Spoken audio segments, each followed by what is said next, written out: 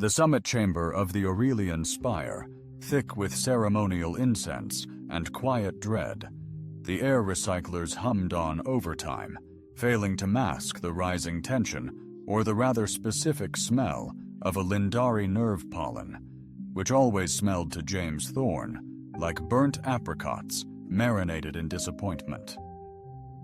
He stood at the back of the chamber, clutching a datapad that wasn't his, wearing diplomatic robes tailored for someone at least 3 inches taller and 10 IQ points more qualified. They said he was supposed to observe, blend in, don't speak.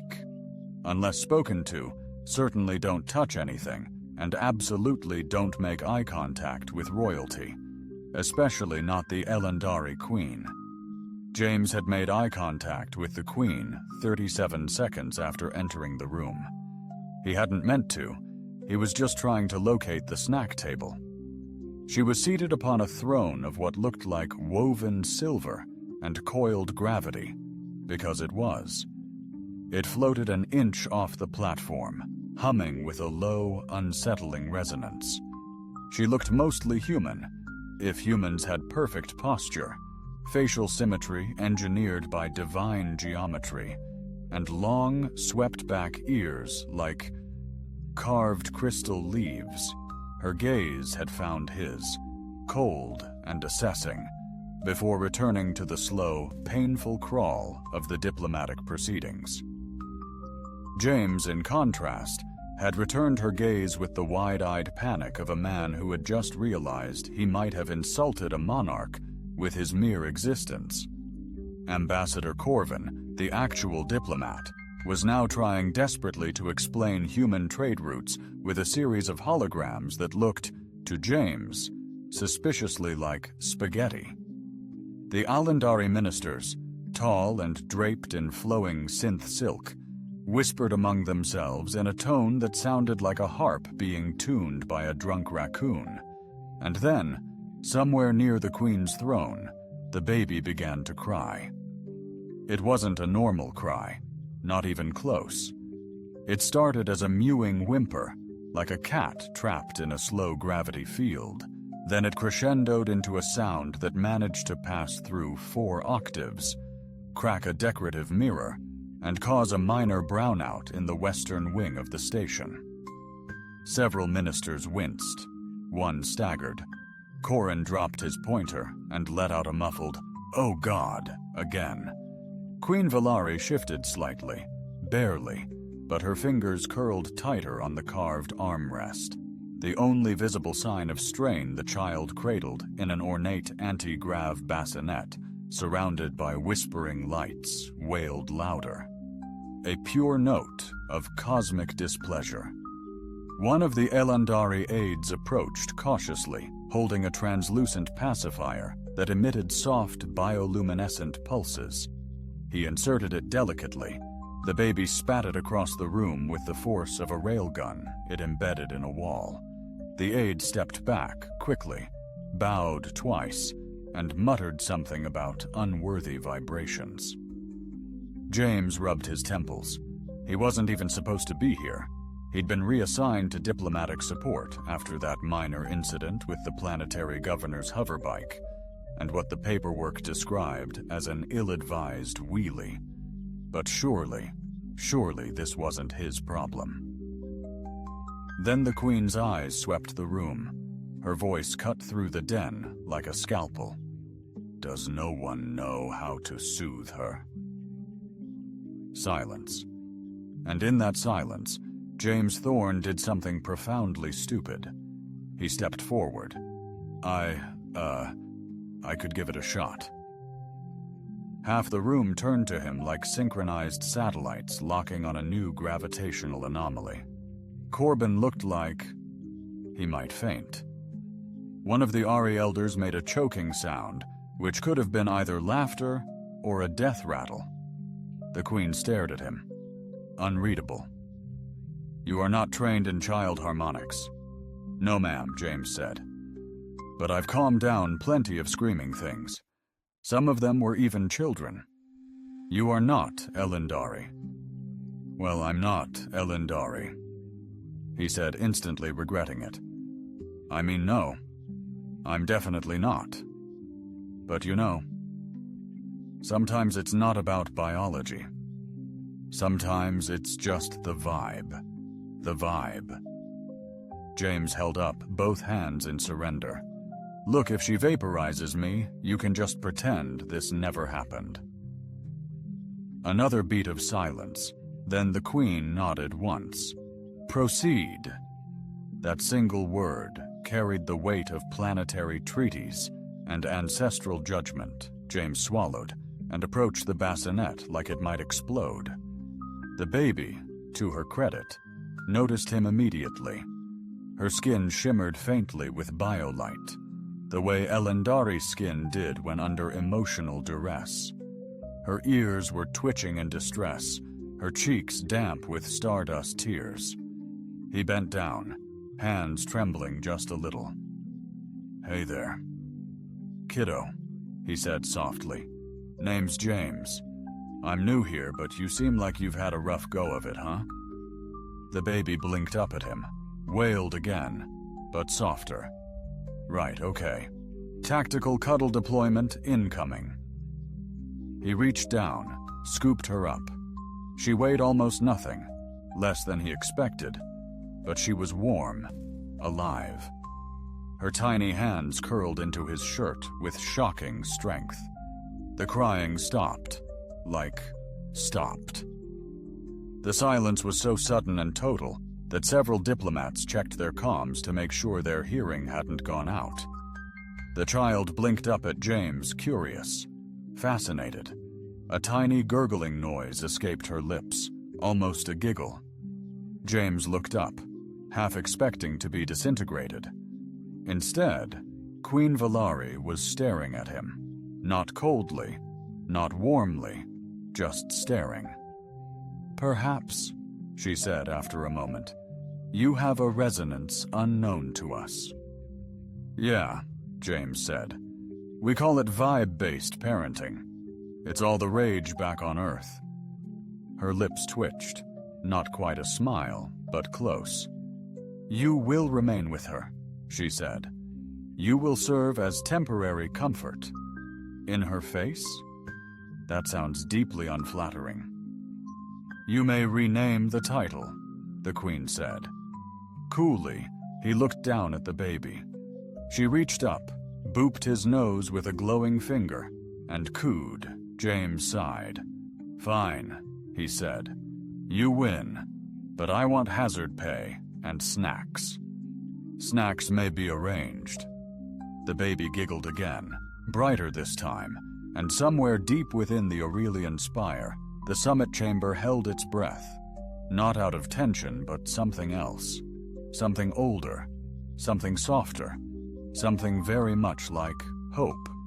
James Thorne sat cross-legged on the floor of the nursery chamber, cradling the tiny alien baby like a live grenade filled with starlight and indecipherable. Bodily functions, he was wearing his third shirt of the day. The first had been vaporized by a stray belch of plasma-flavored spit-up. The second had suffered a direct hit during an unexpected diaper malfunction that had somehow corroded the cuffs. The current shirt was armored with a bib he fashioned from an emergency ration pack wrapper and something called sacred cloth of the crystalline mothers. He hadn't asked too many questions about it. The Alendari priestess who offered it had been crying. The baby, now nicknamed Squeak in his mind, due to the sound she made when particularly pleased or particularly furious, was currently napping against his chest. She made soft humming noises as she slept. An ambient frequency that, according to the station's AI, reduced stress in organic life forms and jammed 2 minor surveillance drones. He found it oddly relaxing. The station's walls didn't seem to agree. Comfort, Interface Thorne, came the voice from the comm embedded in his ear. Please advise the resonance field in the Queen's meditation chamber. Imploded, James rubbed his temples. Tell her I'm on nap duty. Also, maybe don't call me that. It sounds like I cuddle thermostats for a living. You were given diplomatic status, sir. Pretty sure I got handed a baby in a curse, sir. Nothing. Carry on. He muted the comm with a flick and looked down at the sleeping bundle. Squeak's ears twitched once. She made a contented chirp and snuggled in closer. His chest ached slightly with an emotion he didn't fully want to name yet. The door chimed. He looked up. If you're a reporter, I swear on the last donut in the mess hall I will throw a dirty diaper like a boomerang. The door opened. Anyway, Queen Valari stepped in, flanked by a single guard who looked like a tree had learned to wear armor. The Queen's expression remained impassive, her hands clasped behind her back, but her eyes flicked straight to the baby, then without pause to James. She sleeps, the Queen said. She drooled on my ribs and shorted out my translator patch, but yeah, she's out.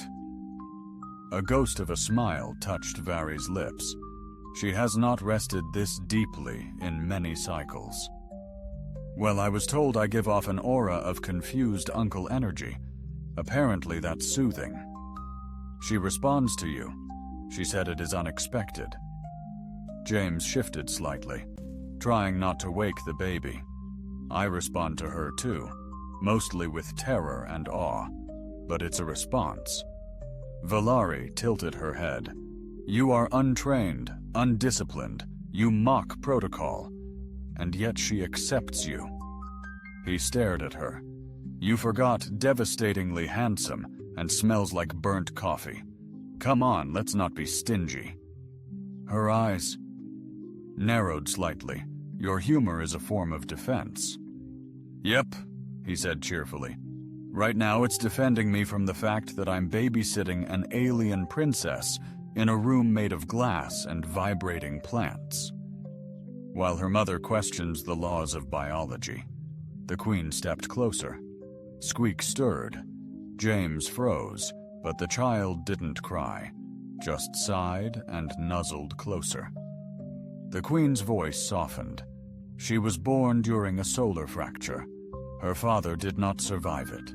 She has not known comfort from any, save me, until now. James didn't. Speak he wasn't sure he could. Valari's fingers hovered just above the baby's head. She didn't touch. Not quite the Alandari. See touch. As. Sacred. We do not offer it lightly. But she. This child reaches. Grabs she wants contact, and I do not always know how to give it. James nodded slowly. She's half you, but maybe the other half just wants to be held while watching dumb cartoons and being sung lullabies with the wrong lyrics. You have done these things. I recited most of Die Hard to her yesterday. She seemed moved. The Queen blinked. Was that the one with the man in the air shaft? The very same cultural touchstone we honor it with festive reruns every December. Valari turned to sit, choosing a low-seated bench across from him. Her robe shimmered like a nebula, trying to decide on a color. She folded her hands in her lap. We do not have December. Well, James, said, you're missing out. Best month. Cookies and explosions. He half expected her to rebuke him for insolence. Instead, she tilted her head again. She cries for you. When you leave. James shrugged. A lot of people do. Valari raised a brow. Okay, not people. But one guy in the cafeteria once wept when I took the last pudding. The Queen exhaled through her nose. Possibly a laugh, possibly a sigh of species-wide disappointment. They sat in silence a moment longer. Then she spoke again. The ministers are not pleased because I'm not part of your crystal choir of diplomatic monotony, because they fear what you represent. Oh, you mean change? She said nothing, but her silence was telling. James looked down at the baby. You know, if we stopped being so afraid. Of change, maybe we'd get more sleep or fewer wars. At the very least, fewer assassins posing as pastry chefs. Very's gaze snapped to him. You knew? Well, the guy called my muffin a primitive carb sponge. Bit of a giveaway. You disarmed him with a spoon? Technically a dessert fork, but yeah. Squeak giggled. I think she liked it. Silence fell again, this time warmer, easier. The Queen looked down. Her hand drifted closer to the baby. She finally touched her, just the softest graze along a tiny cheek. The child sighed again, her ears fluttering slightly. She dreams of stars, Very whispered. James smiled. That makes two of us. They sat like that for a long while. The alien queen, the soldier-turned-diplomat, and the baby whose coups could realign gravitational harmonics. Outside the chamber, the station revolved in patient silence, suspended between two suns and three cultures that had never before shared a nursery. And inside, one man began to realize he was no longer just holding the child. He was holding a future, one tiny cosmic nap at a time. James Thorne was beginning to suspect the Ilandari had no idea what to do with him. He could see it in the way they bowed just slightly too low and too often, the way they coughed behind their sleeves when he passed in the hall, and how one of them, the Minister of Trade no less, had tried to offer him a sacred crystal medallion and then tripped over his own ceremonial robe while doing it twice. The odd thing was, James wasn't trying to make waves. He just existed loudly with a baby on his hip and a tendency to mutter earthy nursery rhymes during highly diplomatic meetings. She squeaked, liked it. She liked it when he hummed. She liked it when he paced with her. Liked it when he stuck his tongue out and made faces that, according to one horrified Elandari translator, were considered socially destabilizing. She especially liked it when he played "Where's the Ambassador?" and ducked behind pillars while wearing a cloak woven from nanofibers that rendered him invisible to the naked eye, but very much visible to anyone holding a heat sensor, which included, unfortunately, the station security AI and Queen Very. That particular incident had earned him a very long, very quiet walk with the Queen through the starlit garden chamber.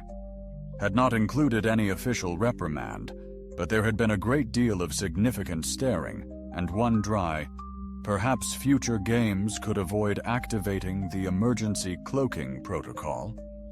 James had nodded solemnly. You're right. I should definitely not have called myself the Sneakening. That was probably too much.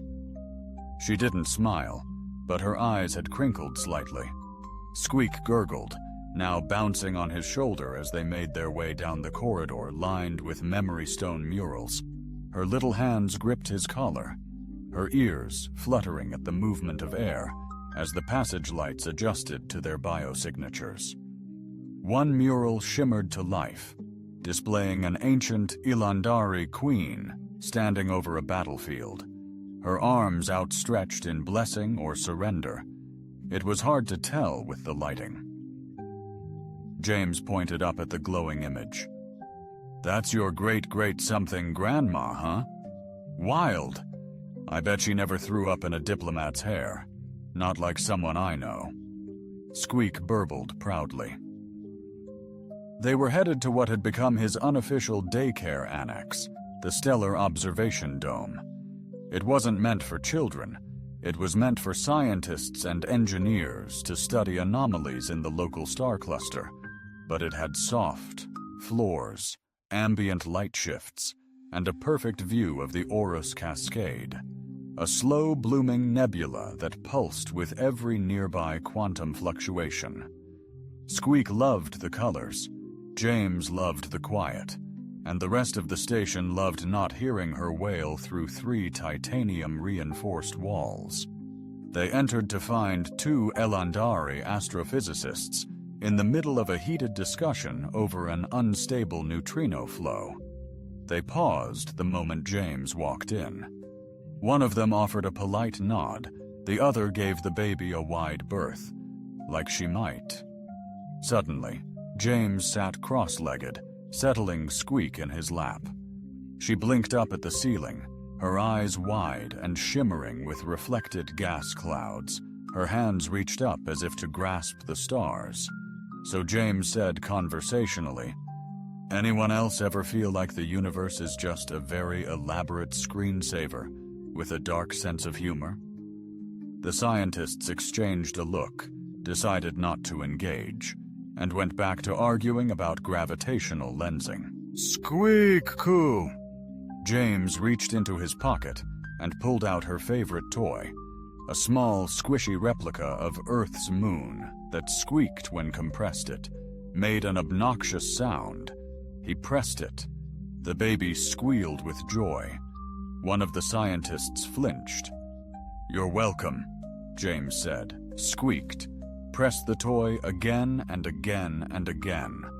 On the fifth squeak, a small ripple passed through the room. The lights flickered. James froze. Guys, was that normal?" One of the astrophysicists turned slowly. "That was not us." Squeak squished the toy again. Another ripple this time.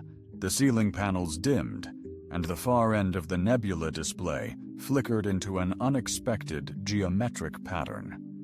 James stared. "Okay, either your baby toy is haunted, or she's doing something freaky with the quantum field." The scientists were already running scans. The taller one muttered, "Impossible. The resonance wouldn't be strong enough at that range, unless she's tapping into residual harmonic memory. Or," said James, "she's a tiny wizard." The shorter one ignored him. "The artifact, where did it come from?" James held up the toy. "This? I got it from a vending machine. Cost me 3 creds and a deep sense of shame." More scans, more blinking lights. Squeak giggled and launched the toy into the air with a wobbly throw. James caught it barely and made a mental note to see if baby Elendari had natural projectile propulsion. Then the Queen arrived. Not announced, not heralded.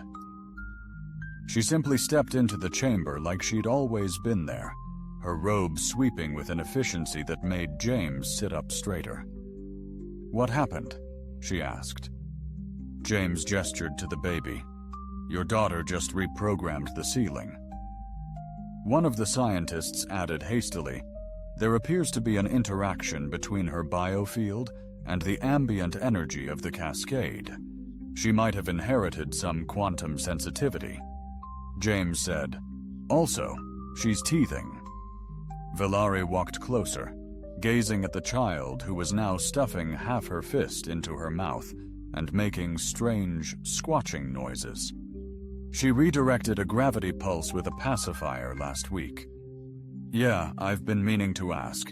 Should we be worried she's going to age into a star god?" The Queen folded her arms. "She is Elandari royalty, right?" "Right," James said. "So that's a maybe?" Squeak let out a hiccup. A pulse of soft pink light danced across the observation dome. The nebula outside flickered in sympathy. Villari looked at James. "She trusts you. Well, she hasn't launched me into orbit yet, so I call that a win. I do not understand how she stabilizes near you." He shrugged. "Neither do I. Maybe it's because I'm not trying to teach her anything. I'm just here." The Queen's gaze softened. She stepped closer. "Your presence is statistically anomalous." James said, "I try to be special." There was a beat, then quiet, almost imperceptible. Valerie laughed just once, but it echoed through the chamber like sunlight on ice. And outside the dome, the stars pulsed again, warmer this time, almost playful, like they too were listening. James Thorne was lying flat on the floor of the diplomatic council chamber, eyes closed, arms sprawled wide, and a pacifier balanced delicately on his forehead. Across the room, a circle of Elandari officials stared at him like he was an unexploded ordnance from a forgotten war. The baby sat on his stomach, giggling as if she had personally programmed gravity to make him more bouncy. "I am conducting an experiment," James said calmly, as though this were a normal Tuesday instead of the fourth time in a week he'd been caught in a formal hall doing something that resembled interpretive napping. "You are disrupting the resonance of the assembly hall's central acoustics," murmured Minister Jelen, whose ceremonial headband trembled with poorly disguised outrage. "Good, maybe. Now your voice will stop sounding like a microwave in a ghost had a baby." James opened one eye. "Also, she only stops crying when I lie here. Something about the vibration of my shame against the crystal floor calms." A low sound, possibly an Alandari groan or a highly formalized sigh, rippled through the chamber. Squeak responded by squealing and slapping his chest with both hands. Her ears fluttered in delight. Queen Veri entered without announcement, her gaze flicking immediately to the scene on the floor. Her expression didn't change. It never really did. But James had begun to recognize the subtle flickers, the angle of her chin, the depth of her blink. He saw it now. A pause, a blink slower than usual. "She prefers his heartbeat," she said. James raised a hand. "That's me, Ambassador." Thump thump, keeper of snacks, enemy of dress codes. "You were scheduled to speak at the Hydron Accord subcommittee?" "Yeah, and they were scheduled to bring snacks. Instead, they brought a spreadsheet. I made a tactical withdrawal." One of the ministers bristled. "Ambassador Thorne, your behavior is saving your galactic treaty, probably." James sat up slowly, adjusting the baby. "Because let me tell you, I've listened to you all debate atmospheric thresholds for 4 hours and still not get past the definition of moist. Meanwhile, this kid solved quantum disruptions with a burp. I think we can learn something." Valari's lips twitched. Not quite a smile, maybe a pre-smile. James stood, baby in one arm, pacifier now being chewed thoughtfully by its original owner. He looked around the chamber. "Listen, I get it. You're all important. You have robes and rings and solemn voices that make walls sweat. But this little one, she doesn't care about any of that. She cares about warmth, connection. That might be the one thing we all still share." A silence fell, not awkward this time, but heavy with thought, or possibly discomfort, or both. James was getting used to being the pebble in everyone's shoe after the meeting, or what had passed for one before being derailed by a floor-hugging child. James wandered back through the garden corridors, Squeak humming against his shoulder. She hummed in frequencies according to the other eye that had subtle healing properties, an odd side effect of being born during a solar fracture. Someari now meditated near her crib in shifts. He stopped by the hydroponics chamber to pick up a snack there, nestled between glowing vines of kithrut and a nervously looking botanist. Stood Valari. She held a small piece of fruit in her palm, turning it slowly. "She was not meant to be a weapon," she said quietly, not looking at him. James hesitated. "I didn't think she was our kind. We do not bear children lightly, especially in times of strain. But the prophet spoke of a child born in light, touched by frequencies none can hear, a bridge." Her voice dipped. "I thought they spoke of someone else." "She's got that effect," James said. "Turns out, drool is a powerful unifier." "She sees you, Valari.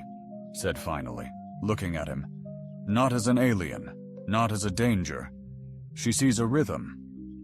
Well, I do tap dance in my quarters sometimes. The Queen allowed the smallest sound, like air escaping crystal, a laugh delicate and strange. James stepped closer. You know, I've seen a lot of things. War, politics, karaoke night on an asteroid cruiser. But this is new. This is kind of wonderful. You do not fear her power. I'm more scared of her diaper changes, honestly. Another silence, this one warmer. Velardri reached out, gently touching her daughter's ear. She will be unlike any ruler we've known. She already is, and she's not even 2 cycles. Old James leaned slightly, but maybe she won't have to rule alone. Bari's hand froze. What do you mean? I mean, James said slowly, you've been doing this solo, and that's fine. You're strong, you're brilliant, you can probably bend light with a frown, but even starlight needs a mirror to shine brighter. The Queen looked at him, the kind of look that saw through time and nonsense, and jackets stained with space banana mush. He looked back. I'm not saying I have answers. I'm just saying I'm not going anywhere. Squeak cooped the vines around them. Responded with a shimmer.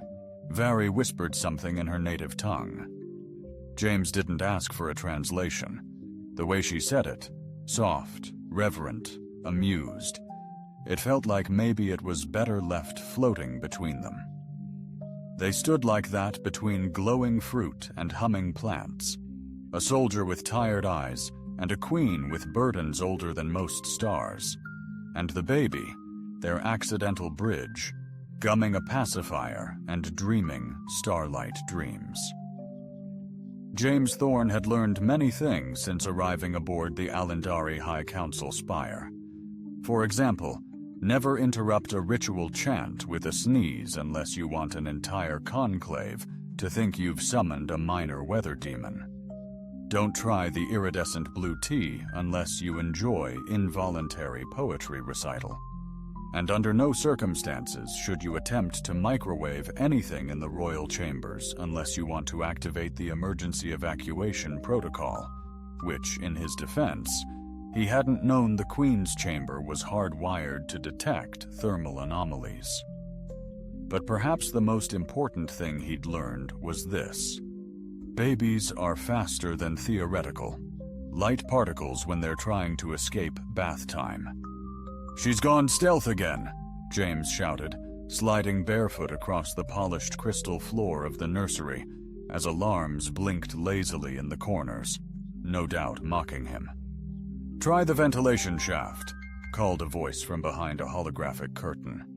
It was Lurak, one of the palisades, a towering Elendari, with the calming presence of a monastery, but the reflexes of a caffeinated squirrel.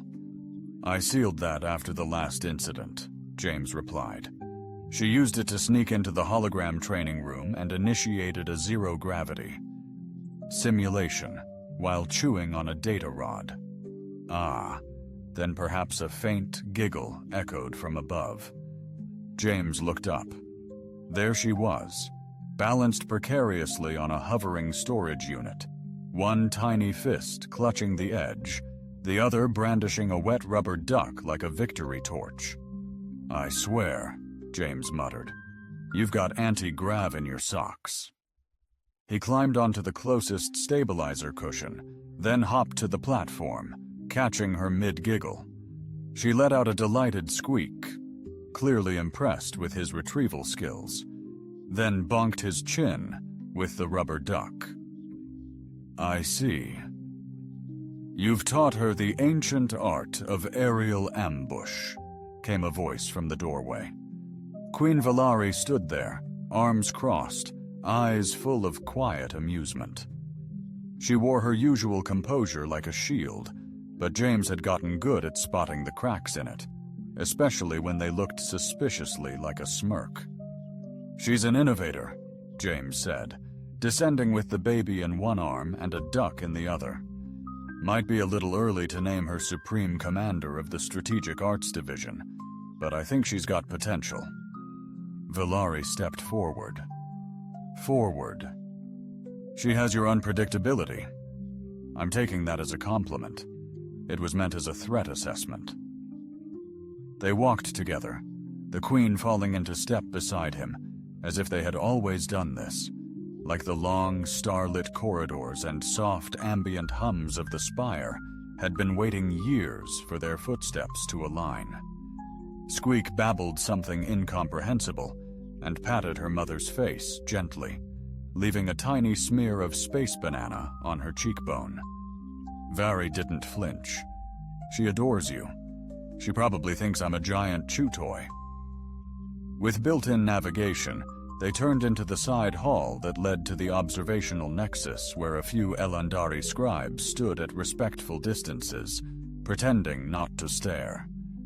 It had become something of a station-wide pastime to watch the human ambassador and the baby queen stroll past like some kind of interspecies sitcom. I've been reviewing the reports from the Hydron colonies, Valari said as they walked. They are still hesitant because we sent them a food replicator that produced aggressive flan. I tried to warn them. That model's touchy. They fear your presence is unorthodox. James shrugged. They're not wrong. I'm not exactly regulation. You are the only diplomat who has ever resolved an interstellar misunderstanding by singing Twinkle, Twinkle, Little Star in the war chamber. She was crying, James said, and the Admiral was wearing armor that looked like a giant kettle. It was either sing or suggest a tea party. Valari paused, then very softly said, I find myself looking forward to your explanations, even the ones with charts, especially those. Squeak let out a hiccup, and a faint ripple of sound radiated from her body. The nearby walls shimmered faintly, absorbing the unexpected energy and reflecting it back as a low harmonic hum. James frowned. That's the third time this week she's evolving. Vari said, the resonance patterns are shifting. She is growing an awareness of herself and others, so she's entering the quantum tantrum stage. She is no longer reacting, she is beginning to act. That made James quiet. He looked down at the tiny form in his arms, the soft weight of her, the little fingers curled around his shirt. He felt not for the first time how much she carried in that small body. Not just the expectations of an empire, but something stranger, more ancient. She's going to change everything, he said softly. Or she already has, Valari replied. They stepped into the Nexus where a 360-degree view of the galaxy spun slowly in real-time projection. Stars shimmered across the curved dome, and cosmic filaments danced like threads through an unseen loom. James settled into a seat. Squeak nestled against him. Valari joined him without a word, sitting close, not touching, but close. She doesn't cry when you're near, Valari said. Neither do I, James said, usually. He reached out slowly and offered her one end of the blanket tucked around the baby. She hesitated for a beat, just a heartbeat, and then took it. The galaxy spun on somewhere far away. Borders were drawn and battles waged, and peace hung on wires thinner than starlight. But here, in this quiet moment between a queen and a man and a child who hummed in forgotten frequencies, something else was being stitched together patiently, quietly, with laughter, with lullabies.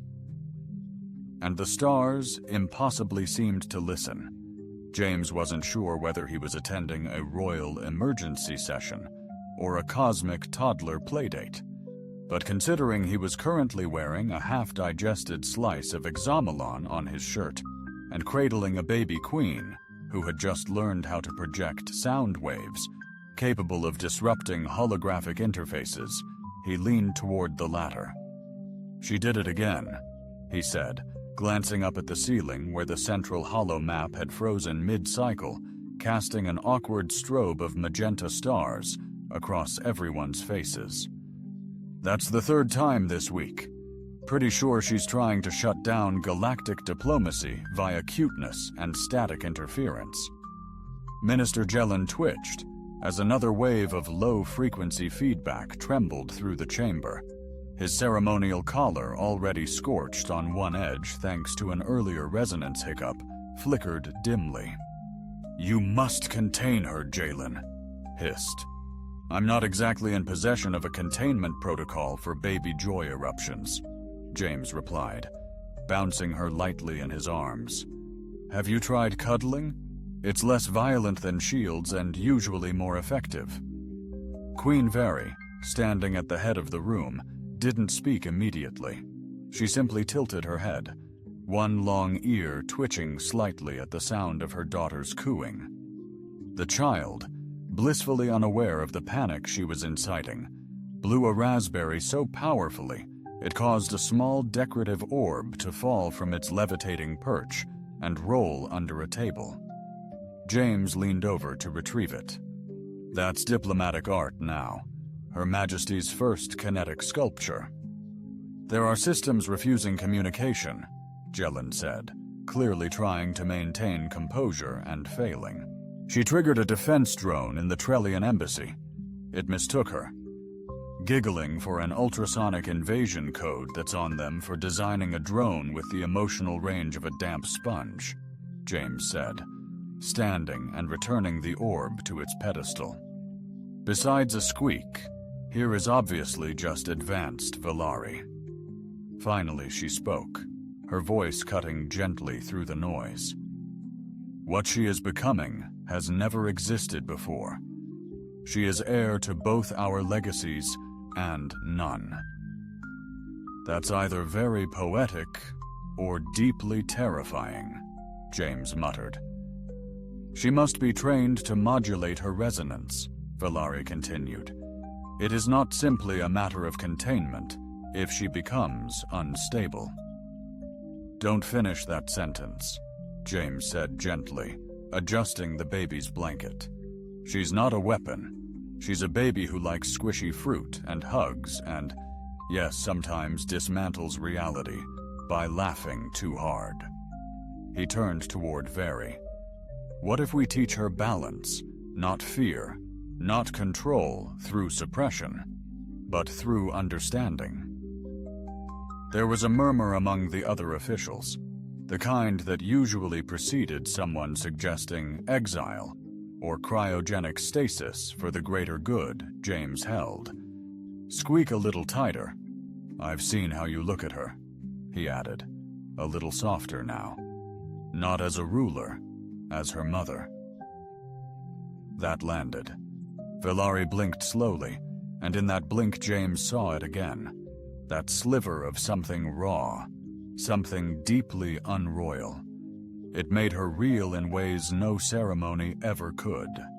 A chirp broke the silence. The baby had reached out, palm glowing faintly, and touched the central holo projector.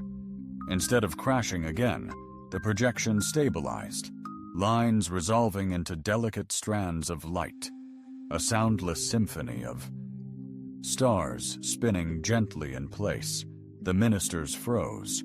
Jellin's collar beeped in alarm, but stayed intact. "She's sinking with it," Veri whispered. "Or it's sinking with her," James said. "Maybe for the first time in your whole shiny empire, the system's learning to listen instead of command." The silence that followed wasn't discomfort this time. It was awe. Later, back in the quieter wing of the palace where real things happened, meals, lullabies, and less frequent orbital security briefings, James sat on the floor of the nursery. He was building a tower out of memory foam blocks, and Squeak was systematically knocking it over with her foot every time it reached 3 levels. "This is why we can't have nice architecture," he told her as she giggled and flopped backward into his lap. Valari entered with a data scroll and a bowl of synth berries. She sat beside them, legs folded with impossible grace, and handed him the bowl. "Official protocol dictates I should reprimand you for undermining Minister Jalen. I consider that a bonus round," James said, taking a berry. "I think he's got an allergic reaction to non-crisis situations. He petitioned the council to..." "Have you reassigned to the Asteroid Belt Diplomacy Unit?" "Oh no," James gasped. "A fate worse than Casual Friday. The one where I wore the neon socks." Valari almost smiled.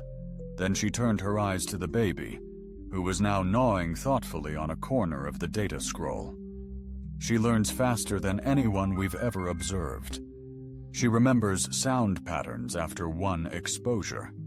Today, she mimicked the vibration field used in starship welding. James blinked. "She what?" Her hand started glowing blue. A small drone that was malfunctioning nearby stabilized. That's very cool. And also mildly terrifying, but mostly cool. She must have guidance. She has us." Very looked at him, not for a second, not in passing. She really looked at him. "I fear I was not made for softness," she said. "You don't have to be soft," James said. "You just have to show up, and you have every day. That counts more than any lullaby." He shifted the baby in his lap and offered her the last berry. She gummed it with reverence. Somewhere across the room, a nightlight adjusted its brightness without being touched. Valari watched her daughter and then slowly reached out to touch James's hand. Not a command, not a gesture of royalty, just contact. Outside the window, stars spun like thoughts not yet spoken. Inside, the queen, the soldier, and the child sat in silence that needed no translation.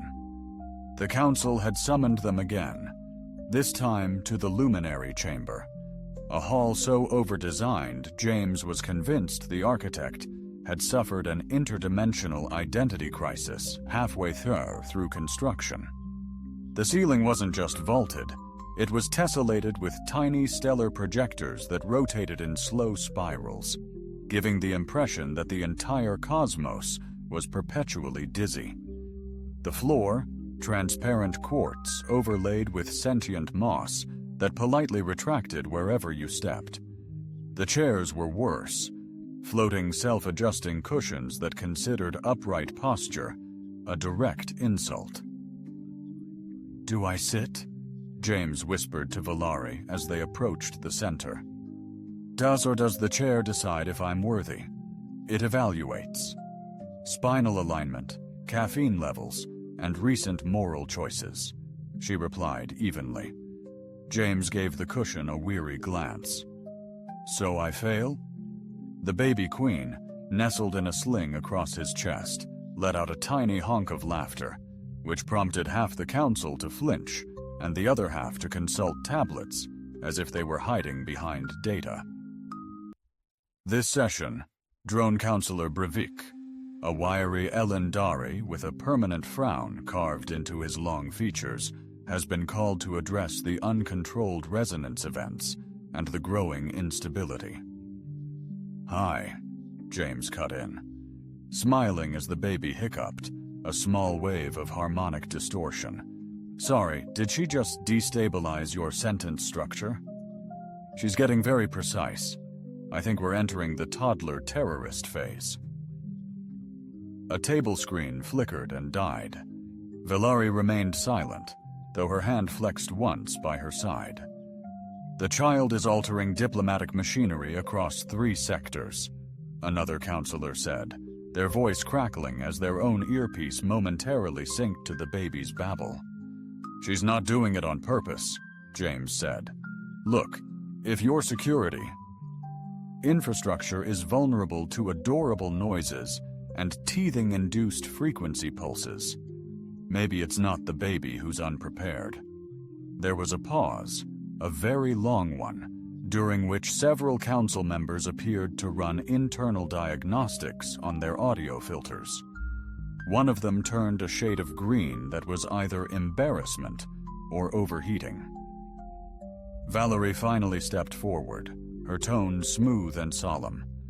My daughter is not a threat. She is a convergence. If we insist on measuring her by what she disrupts, we miss what she offers, which is Brivik. Asked skeptically, Valerie turned to James. Balance, she said. That word, spoken without flourish, seemed to land harder than any speech. The room settled, the chairs stopped twitching. Even the moss beneath James's boots gave a gentle, approving hum. Later, back in their quarters, James was trying to explain the game of peekaboo to a child who could apparently phase her head out of local time for brief bursts. She's cheating, he muttered, holding the edge of the blanket like a man preparing for a psychic duel. How do you play hide-and-seek with someone who can quantum blink? She's adapting your nonsense, Valerie said from her lounge seat, sipping a steaming cup of cobalt infusion. It's alarming. It's affectionate in a slightly illegal science sort of way. The baby let out a coo and vanished for exactly 2.3 seconds before reappearing upside down in midair. James caught her mid-hover, spinning her back into his lap with practiced chaos. She blinked through dimensions again, he said. I'm starting to think she's making friends in other realities. Probably learn better peekaboo rules there. She'll destabilize the planar fabric if this continues. She'll stabilize it through charisma and dimples, James said. Trust me, she's already got the moss in the council chamber, sending her lullabies at nap time. Valerie raised a brow. The moss, it's deeply maternal. I suspect it wants to adopt her. The baby yawned, sending out a faint pulse that dimmed the light slightly, like the entire room was also feeling sleepy. James glanced at the ceiling. See, even the LEDs love her. He tucked the child into a soft stasis cradle, not true stasis, more of a very fancy rocking bassinet that uses gravity pulses and subharmonic tones to simulate a mother's heartbeat. Andari tech could be terrifyingly powerful, but sometimes it just rocked a baby to sleep better than anything human ever built. Valerie approached, silent in her steps, her gaze fixed on the child. She is becoming more than Elendari or human, she said. There are frequencies in her voice I can't trace. They predate our records. James leaned back on his elbows. Maybe she's not here to belong to one species. Maybe she's the bridge. You ever think about that? Valerie looked at him. I think about everything. That is my curse. He smiled. Well, my curse is explaining baby burps to the Galactic Senate, so we're even. They stood together in the quiet hum of the room outside. The stars wheeled by in their usual silent dignity. Inside, James looked at Veri and saw something new. Not just the queen, not just the mother, but a woman standing at the cliff edge of something unknown and still choosing to stay. You're not alone, he said, his voice almost casual, if that's worth anything. Valarie's hand found his deliberately, with no pretense this time. She laughed. Today, she said, when you fell into the sonic bath. James nodded. Solemnly, yeah, I think she triggered the slip intentionally. She is your daughter, too. He turned sharply, startled, but Violari didn't waver.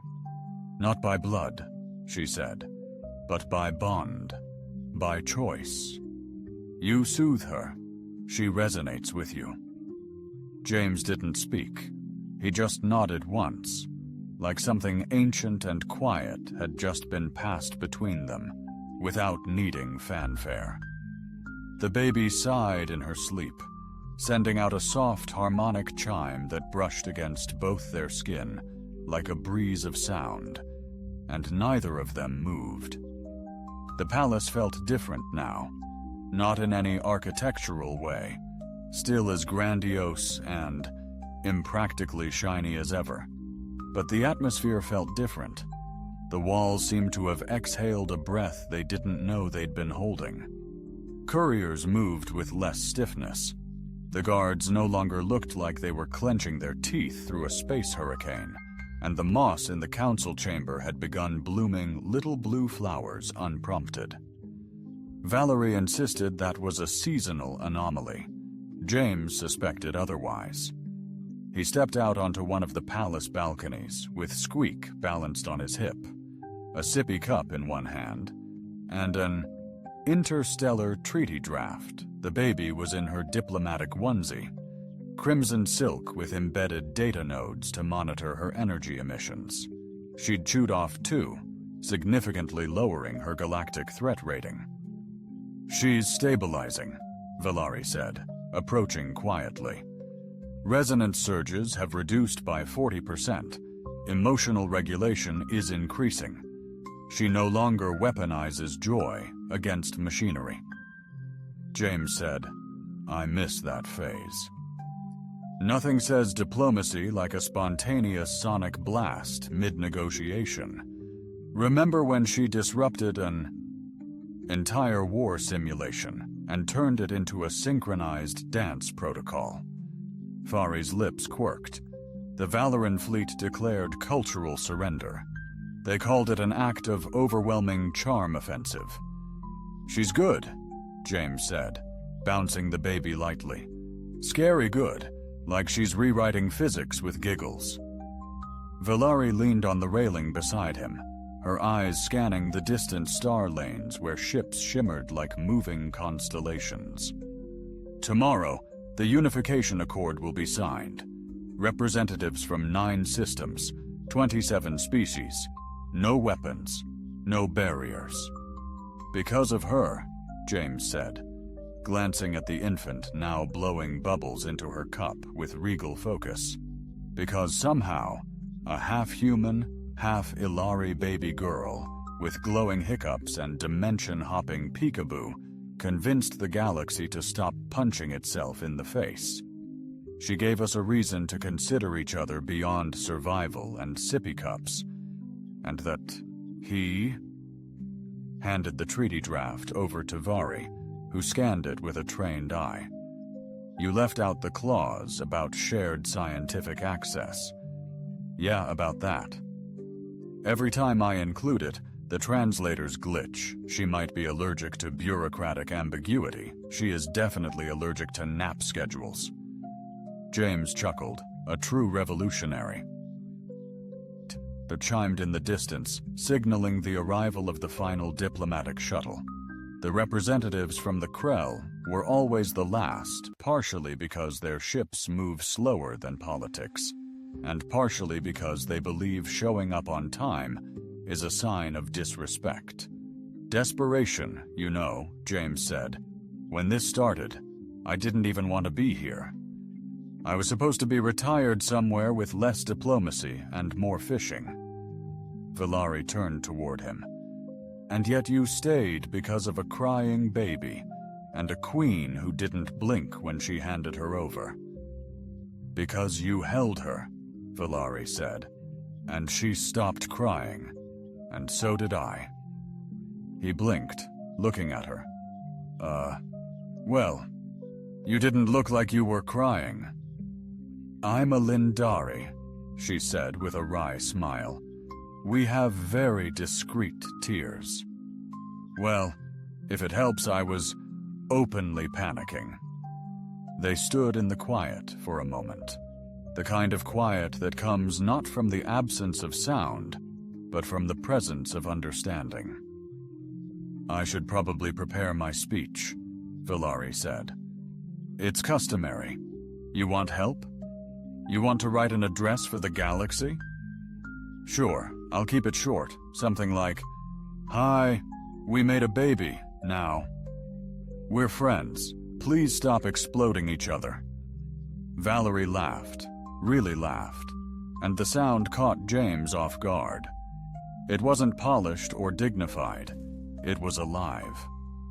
She looked at him with a glint in her eyes, the kind that could turn solar flares to blushes. "I think I'll use that," she said later during the accord ceremony. Squeak sat in her high-tech hover crib beside the podium, flanked by dignitaries in robes so stiff they could be used as weapons. James stood behind Valerie, somewhere between official escort and emergency binky provider. Valerie delivered her speech elegantly, powerfully, full of ancient metaphors and new promises, but she ended it differently than scripted. Diplomacy is not about the absence of war. It is about the presence of care. One act of kindness can echo louder than a fleet of ships. One moment of connection, even over the cries of an infant, can change the course of stars. Applause rang out, dignified at first, then slowly chaotic as baby Squeak clapped along with reckless enthusiasm, her resonance syncing perfectly with the amplification field and triggering a localized firework display from the ceiling. It wasn't planned, it wasn't authorized. It was perfect after the ceremony, after the handshakes and the gifts, and the awkwardly translated idioms. James found himself in the garden with Valerie and their daughter, who was now fast asleep in a hammock woven from photon threads. "You ever think," James asked, "how weird this all is, constantly? I mean, I was a soldier. You were a queen now. We're something new." He nodded. "Yeah, that." She reached for his hand, and he took it without hesitation.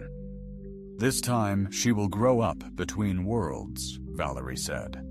"And never belong to just one good," James said. "She'll teach all of them how to get along." As the stars turned overhead, as the galaxy exhaled into a new peace, the three of them stood together, not as rulers, not as warriors, not even as diplomats, but as a family forged in the spaces between silence and laughter, between first cries and final treaties, between galaxies and cribs. And for the first time in many light years, the future felt possible.